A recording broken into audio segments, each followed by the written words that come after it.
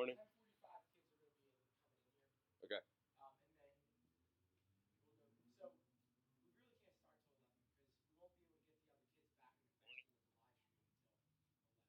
because we won't be able to get the other kids back in the classroom with the live stream until 11. Okay. You know what I mean? Yeah. So we'll see. Okay.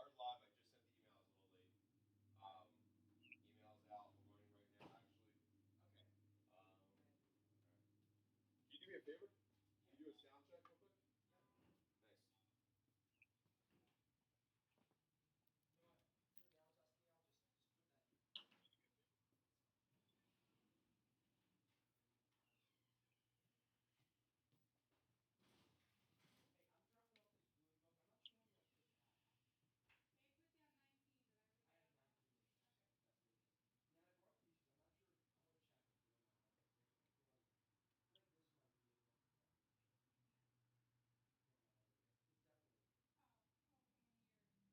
I want to check if they might have it. I feel like this might be able. No, no, it's definitely. Oh, okay, in yours. Okay, because that's not the unit. Does not have unit 1 and 2. Yeah, it's not unit one, but I think it might be one and two. Unit?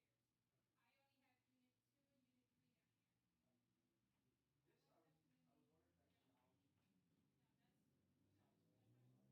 That's I was definitely. wondering if that's Yep. geology. No, that's. That's not That's special. not Okay. special. I thought this might be something special too. Yeah, that one is. I could look Yo, into where's it. the podium? And this I And think just is say hi, geology. Mr. Smith. Just yell in a real nice, loud voice. Not yelling though. Just wanted to check those. But that's good then. If I was missing 6 science fiction books, now I'm only missing 4. Yeah, but I still have to go into them and see which bin they go to because you have a science frontier, science fiction. Got it. Hi, Mr. Serpiello. Okay, the mic's not on yet, but I wanted to see if we could hear you without the microphone, just in case we need it.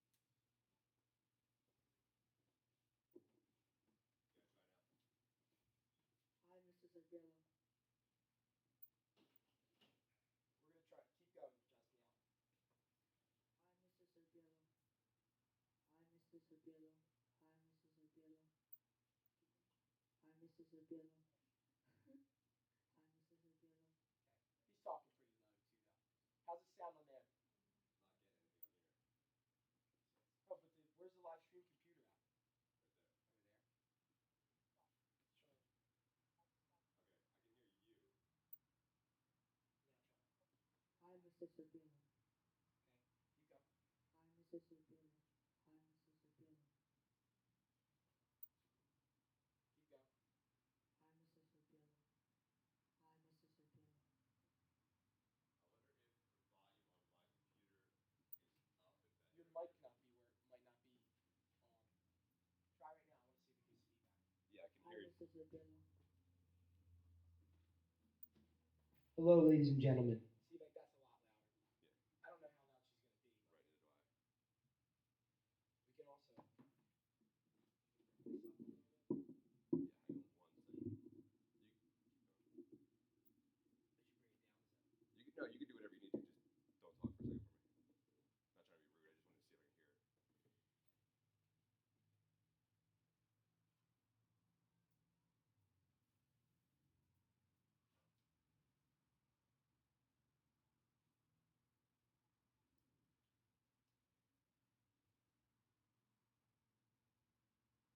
Not trying to be rude. I just wanted to see if I can hear it. Yeah, I can hear you talking, but I can't hear that. It's odd. It's a 30-second delay. So that's where we're at. That's what everybody else is seeing right now. Yeah, easy.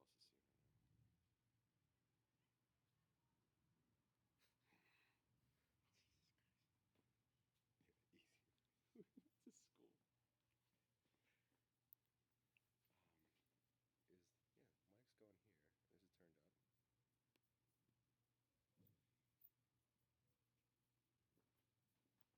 Go again from the mic. Ladies and gentlemen. It registered.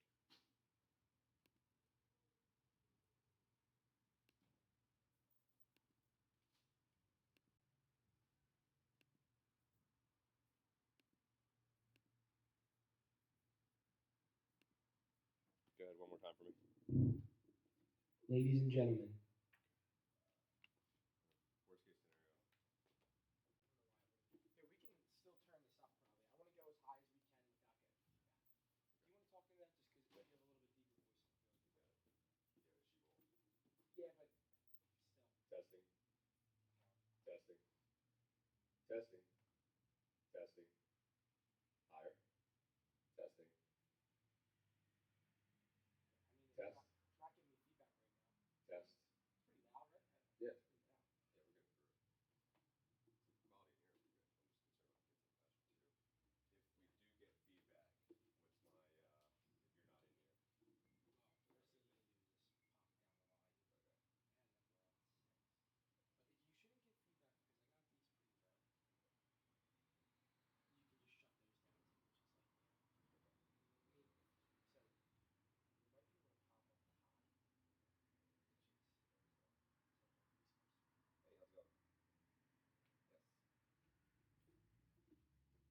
We are live. We are on a 30-second delay. Yes, you'll see me on the phone right now pointing to the camera. I'm walking off screen.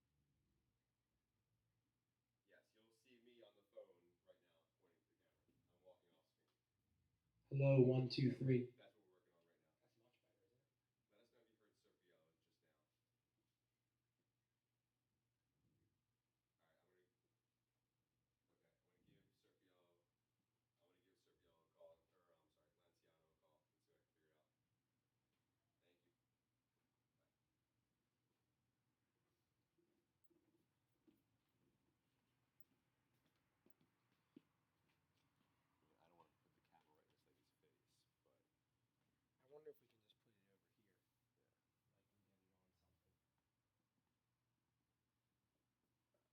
yeah. Like and get it on something.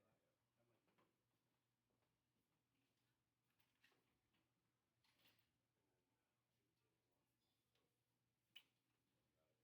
My bad. Sorry. Bad communication. Go for it. You got it. Go. We can get it over here. Yeah. This will give us a better view. Laptop's fully charged, but just in case. You want this over there? No, it's fine. That's a card. She's in the frame.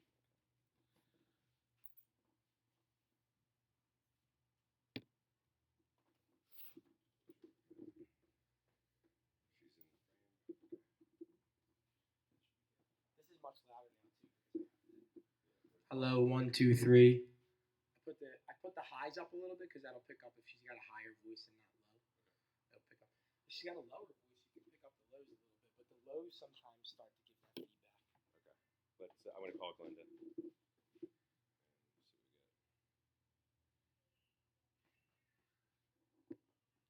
John, I'm gonna leave the amp on too. She's just gonna pop this on. Okay.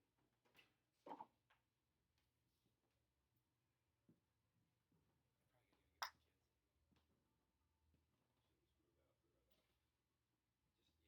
Everything else is all alright.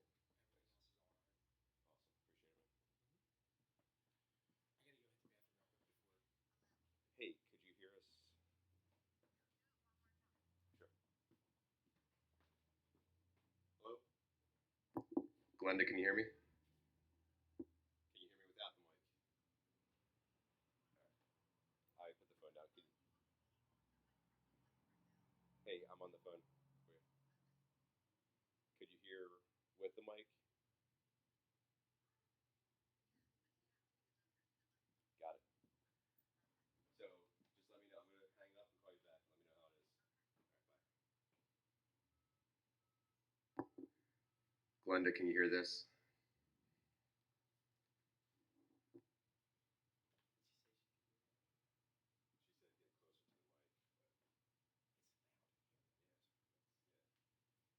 to the mic, but It's loud in here. yeah.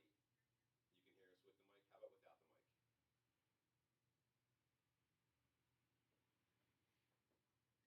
So the microphone is turned off right now, like our mic, like right here in front of me. So could you hear me when I was talking without the microphone? Okay. Awesome. Perfect. Thank you. Thanks, bye. Right. Alright, Thank so you. we're good? Yep. We're good. Let me get these books out of her way. Remove that chair so there's no kid sitting next to that. Yeah. That's all we need is for it to start rolling in the middle of.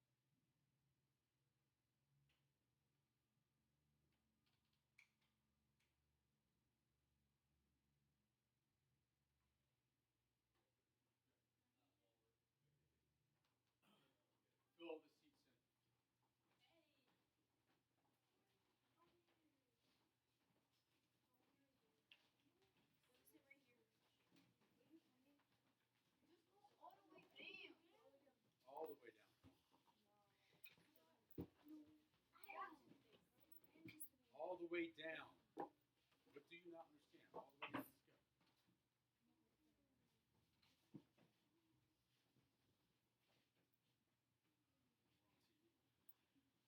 Let's go.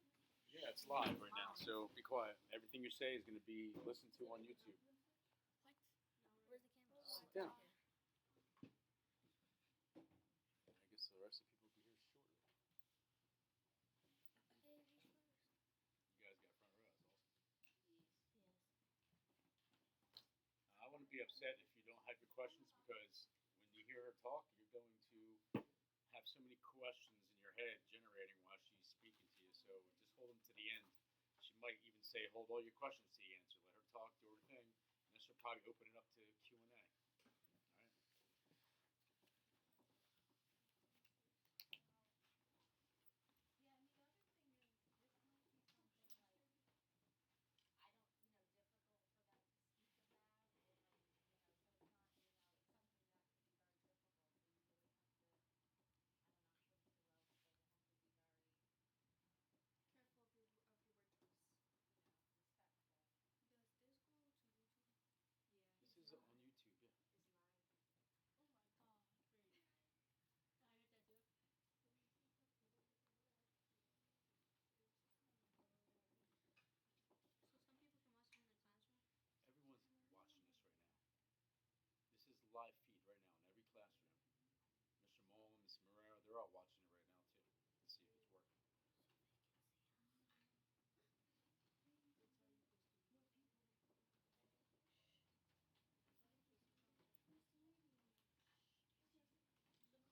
Yeah, Tanisha, I need you to sit down. All the way up to the last seat, guys. Go. That's what we don't need to do. How many kids you got staying back at our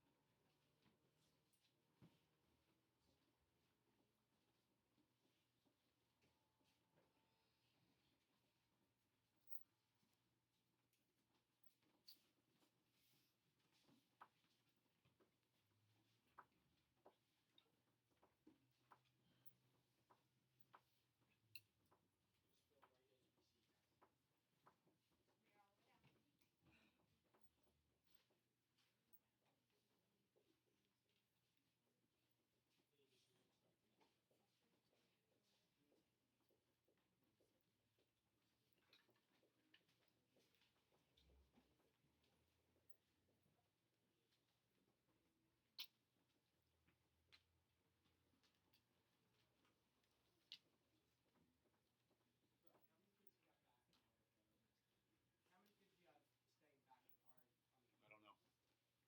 You got 10 here, approximate number? Or no? another 15, 10. I'm trying to think. I might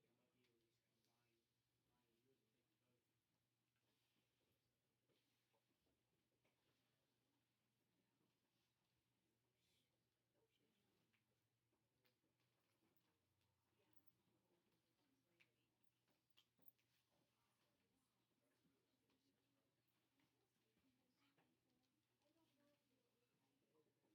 them both.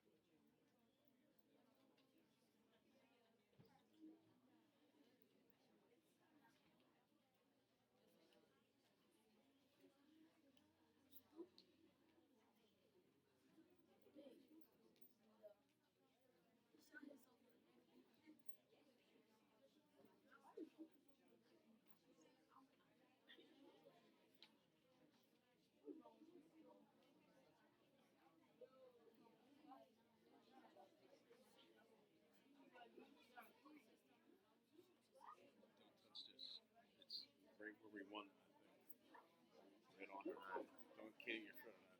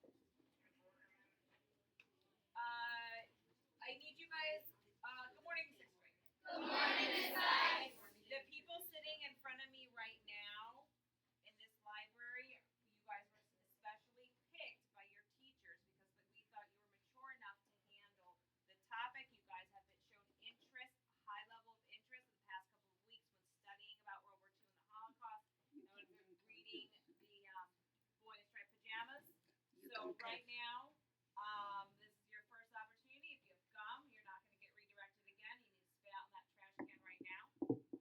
No consequence right now except for throwing it away. If I see it again, there will be a different consequence.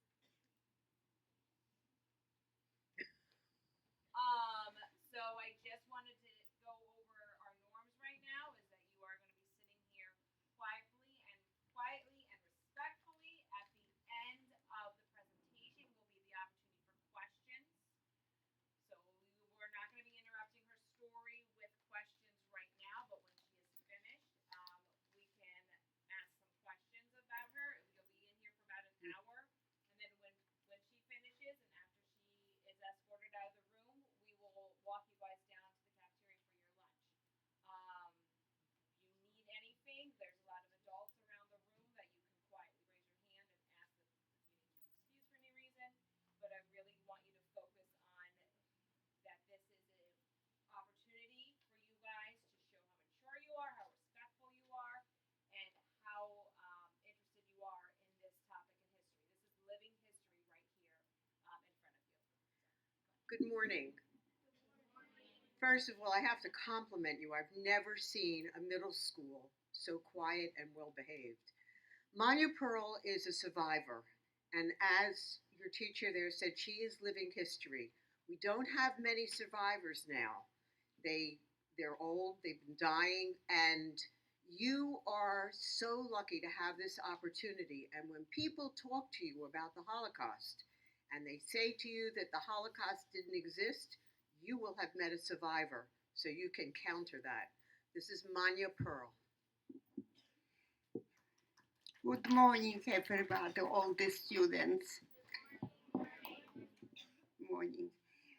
I love you because you you are interested in listening to a testimony from a survivor of 8 concentration camps. I didn't call them concentration camps, I call them death camps. And please,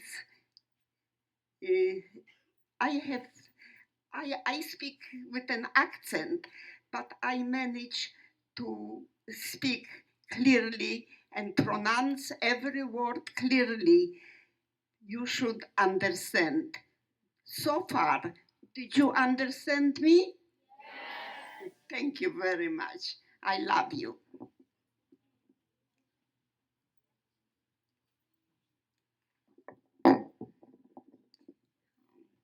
My name, that from the back, they can listen clearly. Okay.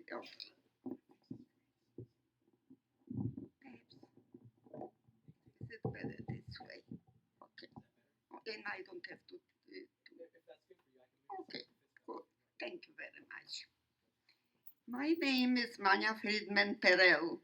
I am here by a miracle to tell my story and giving testimony of surviving the greatest human catastrophe on earth, the Holocaust.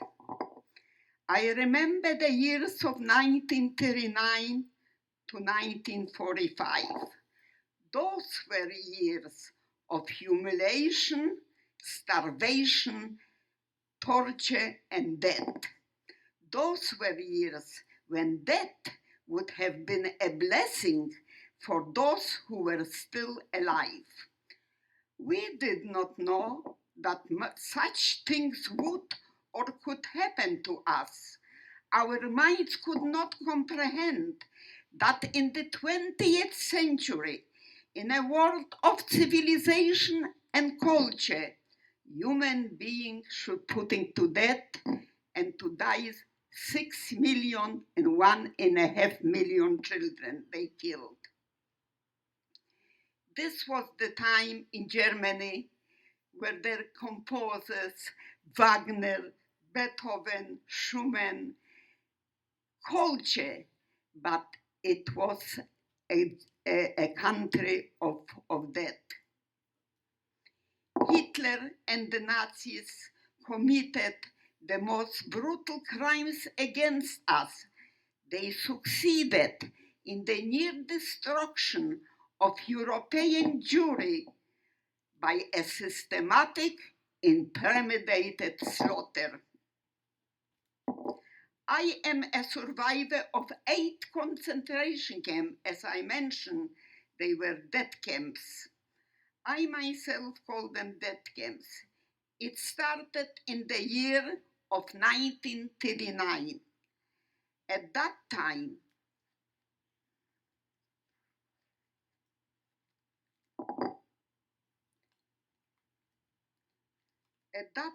I was a teenager, like any others. How old are you now, approximately? Okay. With dreams for a future.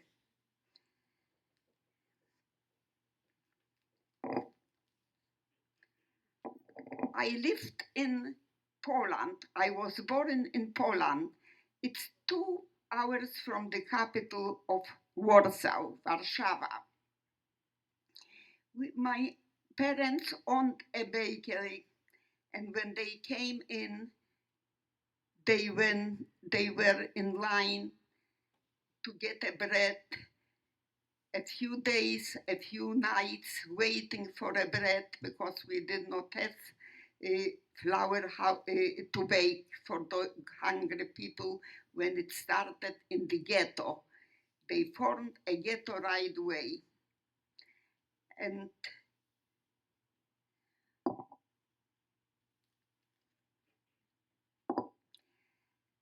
they came into our home beating us and chasing us out from the house, going into the ghetto. We left everything.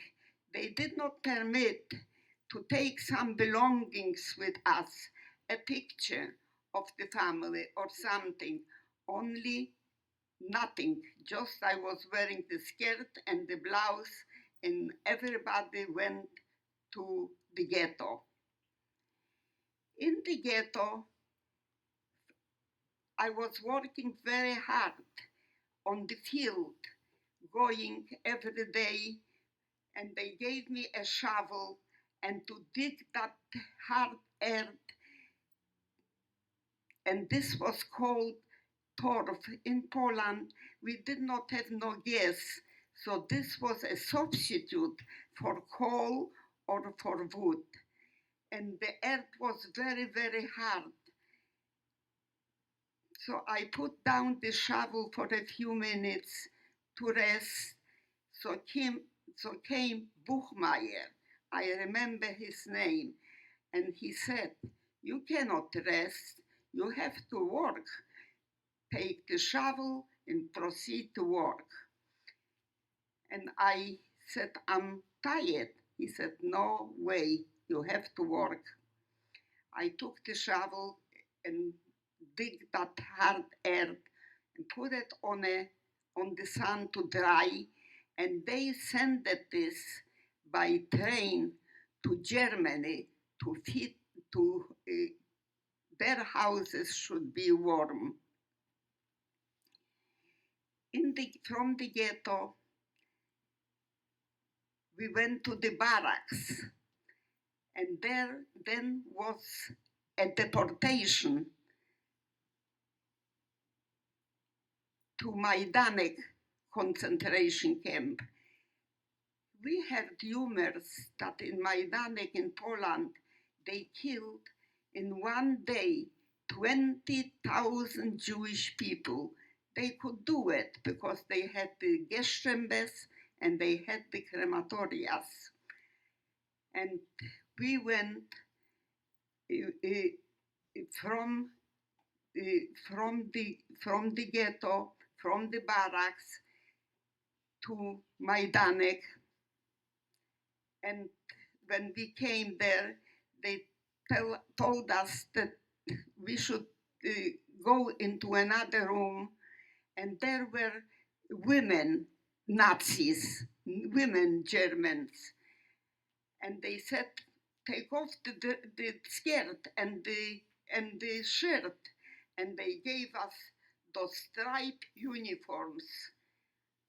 did you see here did you see the boy in the pajamas, the movies? So I was wearing this 6 years, not washing, because we did not have no water in accumulated in this during the 6 years, so many lice, and from those lice I got sick with typhoid fever, and I survived the typhoid fever too.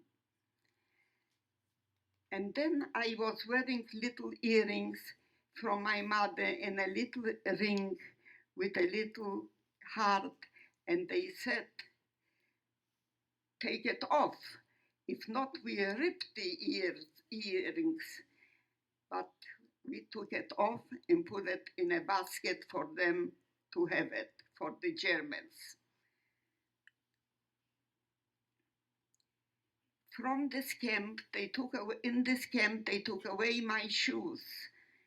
And the shoes, and they gave us wooden shoes. And later, other shoes, which they were small on my feet. And it was very difficult to walk. And we worked for them. We made woven baskets for the grenades for them, for the German army.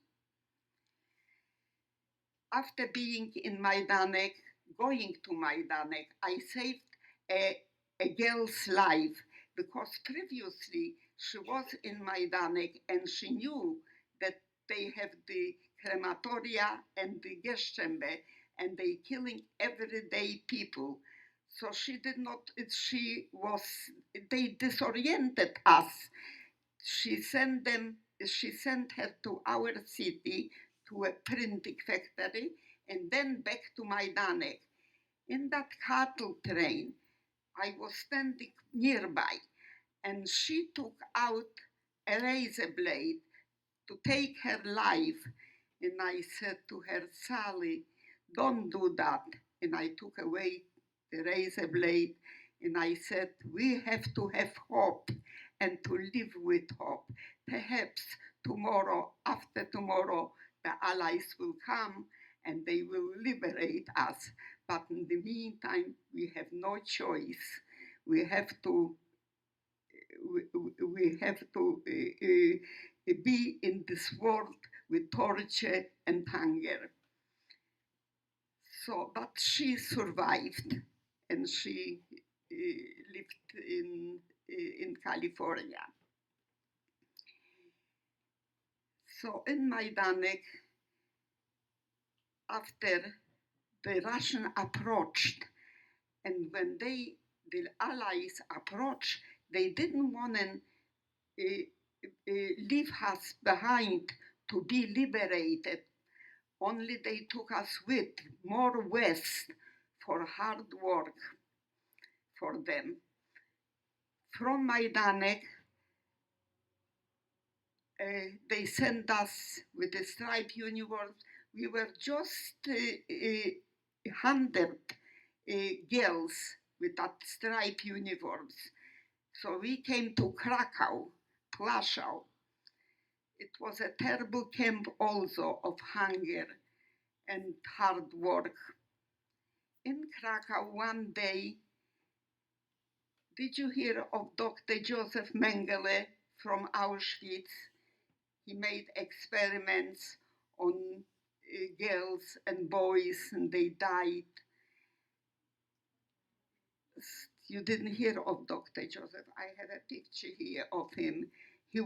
They called him the devil of Auschwitz.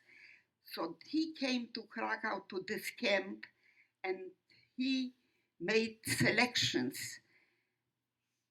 He stood, and we went through him, and who had a pimple on the body to the left to be killed.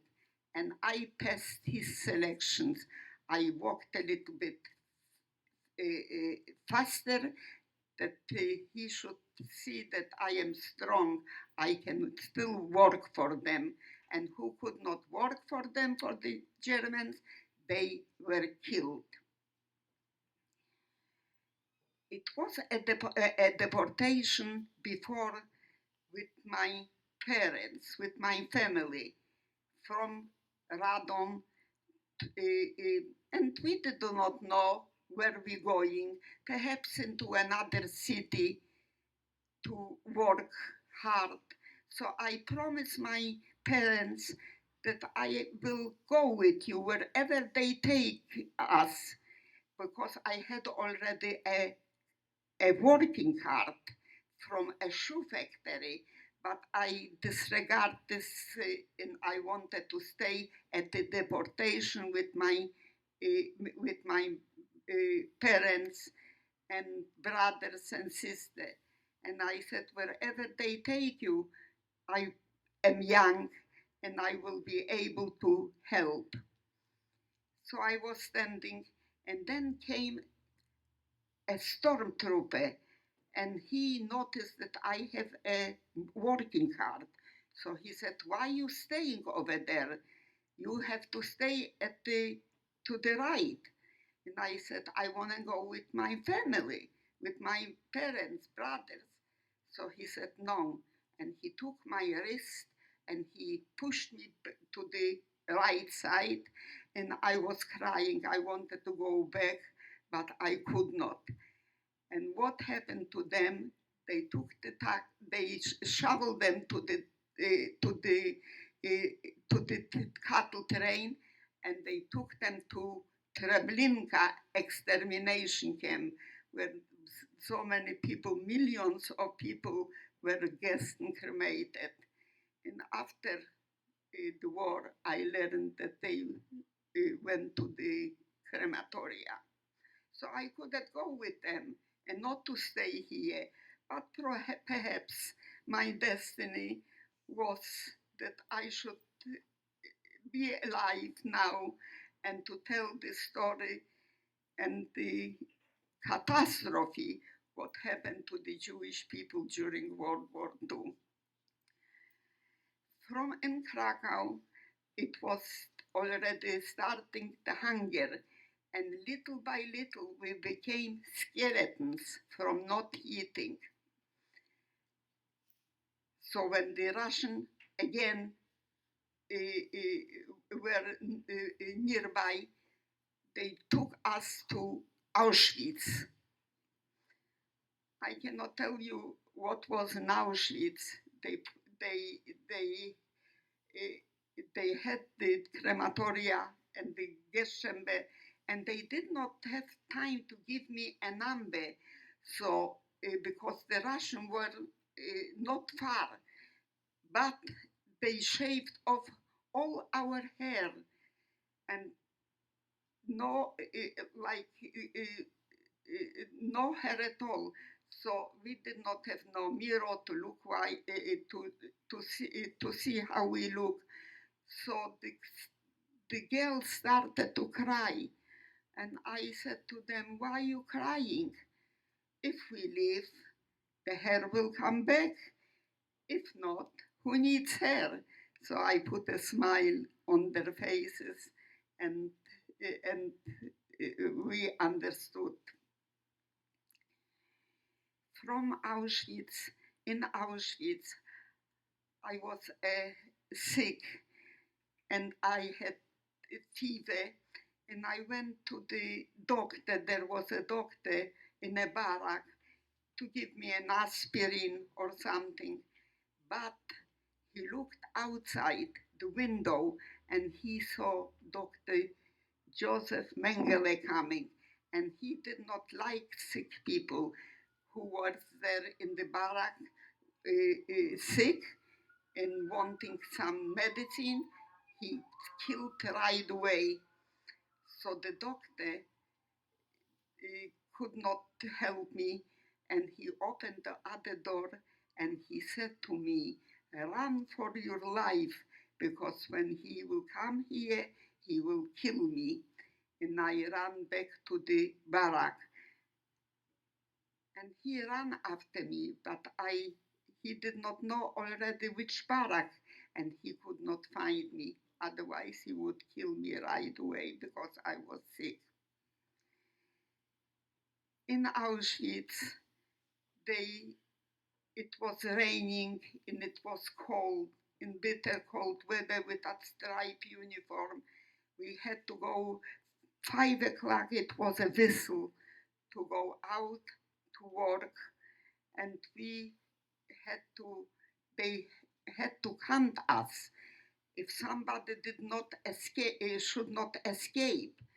But it was impossible to escape because all the camps what I was, and especially Auschwitz, it was surrounded with electric wires. And if I would touch the wire, I would be electrocuted and die.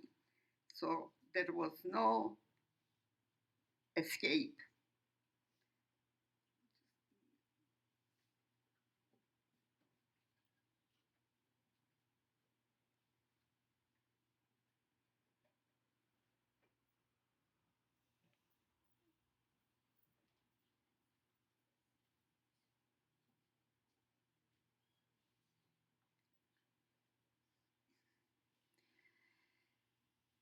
So in Auschwitz, we were working in Poland, going out into from the ghetto. I'm going back to a hardware factory, and the commandant, the boss, his name was Fischer, and we worked with heavy cables, electric poles, in bitter cold weather, and one end of the pole on my arm, the other on the other girl's arm, and it was very, very hard work. And you see on the field those cables with the electric wires. We have to load this into the trains for them, for the army, for the German army, and it was very, very hard. So we had an intuition, like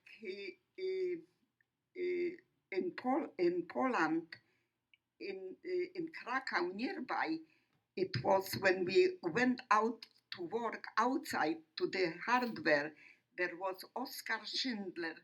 You heard about Oskar Schindler? He managed to save some more than 1,000 people he had a list, and he took them to Auschwitz, later to Czechoslovakia, and they were saved. So we had the intuition that perhaps this Commandant Fischer want us to work for him.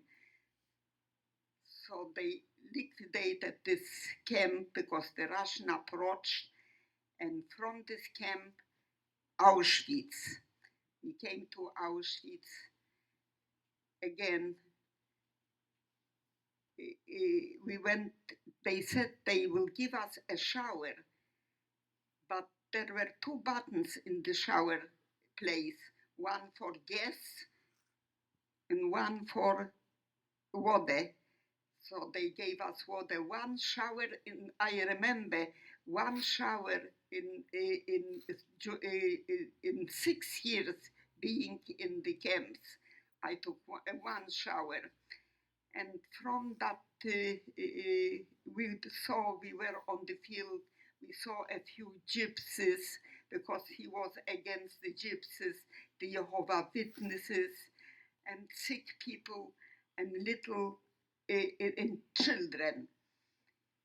With a child, my sister had a little child named Bella, and we hid her, and she survived 2 deportations in Poland. But at the 3rd deportation, they caught her and they put her in a special place in a house with a few other children, and to be killed the next morning. So I asked a guard who took us to the turf cutting perhaps he would bring out from that house the little girl. Her name is Bella. She is my sister's little girl, and my sister and her husband, they put on a